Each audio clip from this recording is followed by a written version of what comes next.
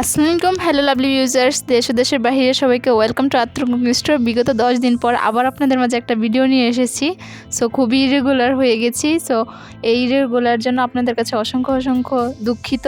So এর জন্যই আজকে নিয়ে আসলাম খুবই মজাদার একটা স্ন্যাক্স রেসিপি, যেটা হচ্ছে মিনি বার্গার। খুবই ইজি ওয়েতে তৈরি হয়ে যাবে। ফার্স্টে দেখতেই পাচ্ছেন আমি এই জায়গায় মিনি কয়েকটা বার্গারের বান নিয়ে নিচ্ছি। আর আপনারা এটা চাইলে যে কোনো বেকারি বা পেস্ট্রি শপে পেয়ে যাবেন এই বানগুলো। সো আমি সেখান থেকে নিয়েছি। আমি প্রায় এক প্যাকেটে 6টা ছিল, সেটা দেখতেই পাচ্ছেন আমি মধ্যে দিয়ে স্লাইস করে কেটে নিয়েছি। আর এখন এই জায়গায় দিয়ে দিচ্ছি বাটার। অবশ্যই এটা যখন নাকি ওভেনে দিবেন তখন এটা কিন্তু অবশ্যই বাটারটা দিয়ে তারপরে দিয়ে নেবেন। আপনারা চাইলে এই জায়গায় বাটারের পরিবর্তে কুকিং অয়েলটাও দিতে পারেন, কিন্তু আমি সবসময় অলওয়েজ প্রেফার করি বাটারটা দিয়েই, তাহলে এটার টেস্টটা আরও বেশি বেড়ে যায়। আর স্ট্রিট ফুডের যেই বার্গারগুলো আছে মিনি বার্গার, একদম অবিকল সেই টেস্টটাই পেয়ে যাবেন। তো তারপর আমি এখন বার্গারগুলো দিয়ে দিচ্ছি। আর এই সময় বার্গার বানগুলো দেওয়ার কারণে কিন্তু এটা আরও বেশি ক্রিস্পি হয়ে যায় আর খেতেও খুবই টেস্টি লাগে। তো আমার রেসিপি ফলো করে যদি আপনারা ট্রাই করেন, ইনশাল্লাহ আশা করছি নিরাশ হবেন না, খুবই পারফেক্টভাবে পেয়ে যাবেন। আর আত্মর স্টোর মানেই হচ্ছে অল্প উপকরণে অল্প সময়ে যে কোনো ধরনের ইজি রেসিপি আপনাদের মাঝে শেয়ার করা, যেটা নাকি আপনারা খুবই অল্প সময়ে তৈরি করে নিতে পারবেন। আর ভিডিও বা ভয়েস যদি কোনো ধরনের ভুল ত্রুটি পান তাহলে ক্ষমার দৃষ্টিতে দেখবেন। আজকে ভয়েস দিতে একটু আনইজি ফিল হচ্ছে, যেহেতু বিগত 10 দিন পরে দিচ্ছি, সো একটু ভুল ত্রুটি হবেই। আর দেখতেই পাচ্ছেন আমি কিন্তু পরপর উল্টিয়ে পাল্টিয়ে দেখে নিচ্ছি। আর এই পর্যায়ে চুলার আঁচটা কিন্তু মিডিয়াম টু লোই থাকবে, কারণ হাই হিটে দিলে যে কোনো সময় পুড়ে যাবে, আর পুড়ে গেলে এটা ভালো লাগবে না। আর এই জায়গায় একটু হাফ টোস্ট করার কারণে কিন্তু এটা খেতেও খুবই টেস্ট হয়ে থাকে। আর বাচ্চাদের কিন্তু টিফিনে সবসময় একরকম খাবার দিতে ভালো লাগে না, সো এটা কিন্তু আপনারা দিতে পারেন। মাত্র 10 থেকে 20 মিনিটে তৈরি হয়ে যাবে হাতে থাকা সামান্য উপকরণ দিয়েই। আর স্ট্রিট ফুড কিন্তু সবসময় হেলদিকর হয় না, সো বাহিরের থেকে স্ট্রিট ফুড না খেয়ে ঘরেই তৈরি করে নিতে পারবেন, আর খেতেও খুবই দুর্দান্ত হয়ে থাকে। আমি বলছি বয়স দিতে যেয়ে এখন আবার খেতে ইচ্ছে করছে। সো আমি এখন দিয়ে দিচ্ছি ঘি। আর অবশ্যই আমি কিন্তু আজকে এই জায়গায় ফ্রোজেন পেডিটা ইউজ করছি, ফ্রোজেন চিকেন পেডিটা। সো আমি এটা নাম বললাম না কোন কোম্পানিরটা ইউজ করছি।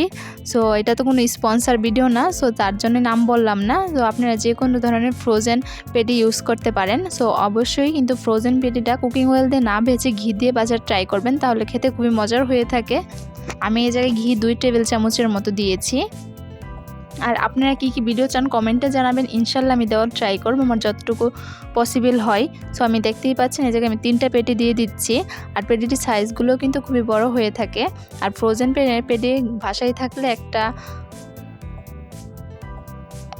কি বলবো, আর বলার তো কিছু পাচ্ছি না, একটা সময় সাশ্রয় হয়ে যায়, কারণ ফ্রোজেন পেটিতে যে কোনো সময় যে কোনো কিছু করা যায়, র্যাপ বলেন শার্মা বলেন সব কিছুই তৈরি হয়ে যায়।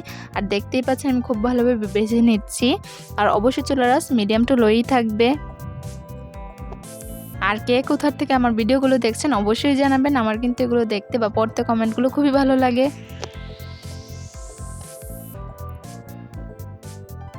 আর ইনশাল্লাহ আমি ট্রাই করব সপ্তাহে অন্তত আপনাদের কাছে 4টা ভিডিও নিয়ে আসার, যেহেতু আমার ভার্সিটি ওপেন হয়ে গেছে আর এখন রেগুলার ক্লাস করতে হচ্ছে, যার জন্য এখন আমি এতটা রেগুলার হতে পারছি না। ইনশাল্লাহ আপনারা যদি সাপোর্ট করেন তাহলে আমি ট্রাই করব অলওয়েজ কমপক্ষে 4টা হলেও ভিডিও দেওয়ার। আর দেখতেই পাচ্ছেন আস্তে আস্তে কিন্তু পেটিগুলোর কালারটা কত সুন্দর হচ্ছে, রেডিশ কালার হচ্ছে। আর তখনই আর পেটিগুলো কিন্তু একটু সময় ধরেই ভাজবেন, তা না হলে কিন্তু ভিতরে কাঁচা পাপটা থেকে যাবে আর খেতেও ভালো লাগবে না। আর আজকে আমি ফ্রোজেন পেটে দিয়েই করে নিচ্ছি। আপনারা যদি চান এই ফ্রোজেন পেটের রেসিপি তাহলে কমেন্টে জানাবেন, ইনশাল্লাহ আমি দেওয়ার ট্রাই করব। আর এই মিনি বার্গারটা বানাতে কিন্তু এত বেশি উপকরণ লাগে না, হাতে গোনা 5 থেকে 7টা উপকরণ দিয়ে তৈরি হয়ে যায়। সো দেখতেই পাচ্ছেন গার্নিশনের জন্য আমি এদিকে শসা, টমেটো, তারপর কিছু রিং পেঁয়াজ নিয়েছি, আর এদিকে টমেটো সস নিয়েছি, আর মেয়োনিজ, আর একটা বার্গার তো দেখিয়ে নিলাম যেটা হাফ টোস্ট করেছি। আর এই মেয়োনিজের কিন্তু রেসিপিটা আমার ইউটিউব চ্যানেলে আছে, সো আমি এটা আই বাটনে দিয়ে দিব। আর এই মেয়োনিজটা দেওয়ার পরে কিন্তু খেতে আরও বেশি টেস্ট হয়ে গিয়েছে। সো এই মেয়োনিজের ভিডিও আমি আই বাটনে দিয়ে দিব, বা আপনারা ইউটিউবে যে আত্মর কুকিং স্টুডিও বা রেসিপি দিয়ে মেয়োনিজ বা At-Tur স্টোরে দিলেই কিন্তু চলে আসবে। সো মেয়োনিজ দেওয়ার পর আমি এই জায়গায় টমেটো সস দিয়ে দিচ্ছি। রেস্টুরেন্টে বা বাহিরে খেলে কিন্তু সেটা আমাদের সম্পূর্ণ জিনিস যেটা আমরা পছন্দ করি সেটা কিন্তু সম্পূর্ণ পরিপূর্ণ থাকে না। সো আমি এই জায়গায় একটা হাফ প্লেট ইউজ করছি, যেহেতু এটা মিনি বার্গার হবে। সো দেওয়ার পরে আমি এই জায়গায় গার্নিশিংয়ের জন্য একটা শসা, একটা টমেটো, জাস্ট একটা রিং পেঁয়াজ দিয়ে দিচ্ছি। দিয়ে আবার আরেকটা ফোল্টে আমি দিয়ে দিচ্ছি মেয়োনিজটা আর টমেটো কেচাপটা দিয়ে খুব ভালোভাবে মিশিয়ে নিচ্ছি। আর আমার এই টমেটো কেচাপটাও কিন্তু বাসায় বানানো। সো এটারও রেসিপি আমি দিয়ে দেবো, হোম পেজে দেখে নিয়ে আসবেন।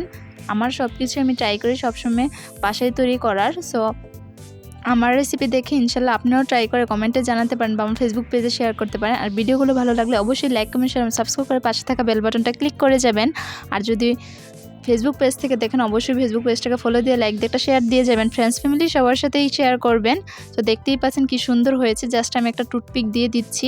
আর দেখতে যেরকম হয়েছে খেতে তো দুর্দান্ত হয়েছে বলার বাহিরে।